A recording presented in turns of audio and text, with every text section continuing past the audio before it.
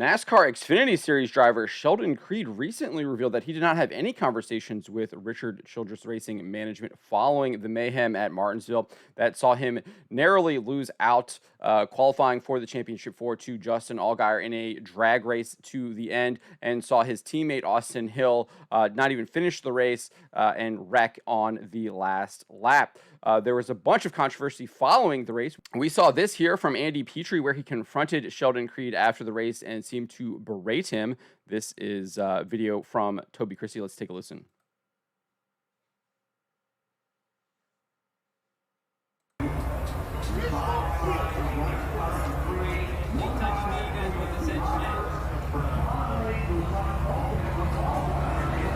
Hard to make out exactly what Andy Petree said there, but you can hear him say that's BS, and then Creed retorts, if he would have touched me, you wouldn't have said crap. And then we had this post-race at Martinsville where Creed actually also spoke to Toby Christie and told him what was going on between him and Andy Petree. Let's listen in here.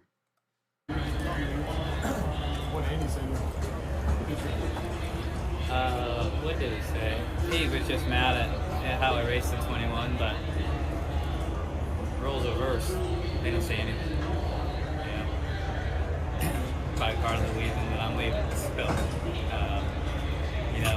obviously they're going to be mad, but I felt like I got them up off the bottom and I gave them a chance to finish second or third, and they all just tried to do at the end. Only the 20 got them. So. Is it dirty or is it fair? Yeah. But here I'm watching the replay here. We're side by side in the 3.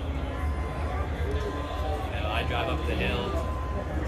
He gets me really hard in the center, and then the 20 spins on him. So I can't control the 20 spin. He is going to be in as he not spin. So that's what Sheldon Creed had to say after the race. We did get this from Andy Petree during an appearance on NASCAR Race Hub, where he said he actually apologized to Sheldon Creed and explained that Creed had a mechanical failure that caused him to have trouble turning the car in turn 3 and 4, which made it look like he stopped, or a lot of people assumed that he was brake checking. Petree, I think he told Sirius XM Radio that he thought it was a brake check. But let's listen here to what Andy Petree had to say on NASCAR Race Hub. All right. Last lap, guys were trying to get in the final race for the championship. They're beating and banging. But when he got to turn 3 and 4, he saw how he runs up the racetrack, the 2-car did, and to me it looked like it just stopped. I'm like, oh my God, that would look like a brake check to me that took both of our cars out of a chance to go to the final race for a championship. So, I was really frustrated. So you can hear that he thinks it's a brake check, but let's go on and listen to what he has to say later on.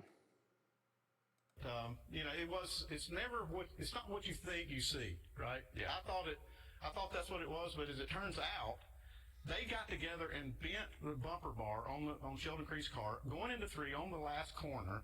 And when he got down there, he actually couldn't turn the car left. And you see the tire smoke come off of it, and that's what ran him up in front of Austin Hill. And that's why you should keep your mouth shut until you really understand all the facts, and that's not. That is what he had to say about what happened. So he goes on and says that he actually apologized to Sheldon Creed. So let's listen to that here. But what have you said to Sheldon since? Yeah, well, I reached out to Sheldon. I walked up and just kind of like, this is it. I should be, I'm old enough to know better, right? I shouldn't have done that.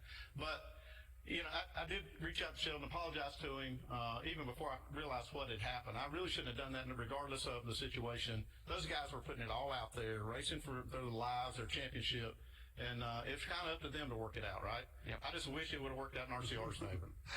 So there you hear Andy Petree said that he apologized to Sheldon Creed, but at the race, before the race at Phoenix this past weekend, Sheldon Creed said he did not have any conversations with Richard Childress Racing management. He spoke to Jonathan Fageld here. Let's take a listen to that.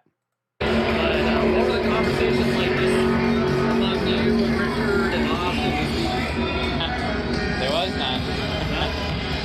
So you can hear him right there. He said there was none. He did not have any conversations with Richard Childress Racing management. He does go on to say that he was invited to a meeting, but he did not attend. So let's listen to that. I had, talked with my team and everything on what we thought we needed to bring here, but there was no conversation. No meetings or anything like that? There was a meeting that I didn't So he said that there was a meeting, but he didn't go to it. And he goes on to say that he's happy that he's moving on to Joe Gibbs Racing for next year. So this does, I think, call into question whether or not Andy Petree actually apologized to him. If Sheldon Creed's saying he didn't have any meetings with them or even kind of talk about getting an apology from Andy Petree. So I think there's more to be said here. We don't know who's telling the truth, and it's a shame because I feel like this is something that Andy Petree said he apologized for. If he did, that good for him. Sheldon Creed should say that Andy Petree apologized to him. If he didn't, he shouldn't be lying to us, and he should actually apologize to Sheldon Creed, especially after he's saying that it was a mechanical failure and there was no real fault of Creed for what he did. So I don't understand why he wouldn't apologize in that case and why he would lie. So a lot of stuff happening here. I'm not really sure what to make of it. Clearly, someone's not telling the truth. But I'll leave it to you guys. What do you guys think here about this situation? Do you think Andy Petree did indeed apologize to Sheldon Creed?